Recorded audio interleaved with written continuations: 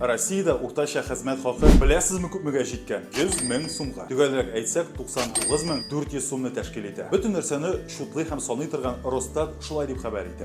2 ел элек уртача хезмәт хакы 72500 сум булган. Ягъни 2 ел эчендә акча янчыклары 27 мең сумга калынайган дигән сүз. Иң югары хезмәт хакы Чукоткада 193 мең сум. Мәскәүдә 178 мең сум. Дуслар, мин Мәскәүдә яшәсәм дә 178 мең сум алып эшләмим. Әлегә алга таба Байлар исемлегендә Ямал-Ненец автоном округы, анда уртача хезмәт хакы 163 мең сум. Магадан өлкәсендә 155 мең сум. Сахалин өлкәсендә 148 мең сум. Иң түбән хезмәт хакы Дагыстанда 45 мең сум, Чечняда 43 мең сум һәм Ингушетиядә 39 мең сум. Татарстанда хәлләр ничегрәк икән? Газиз республикада уртача хезмәт хакы 89 мең сумга җиткән. Кемнәр 89 мең сум һәм аннан да күбрәк ала, кулларыгызны күтәрегез әле. Бишле сезгә. Тагын бер кызык сан, Татарстанда 1 миллион һәм аннан күбрәк хезмәт хакы алучылар аена 777 кеше. 777 кеше. Әйдәгез алар өчен бер сөйник әле, дуслар. Башкаларның уңышына сөенә белү, шулай зур бер сәләт бит ул. Килешәсезме?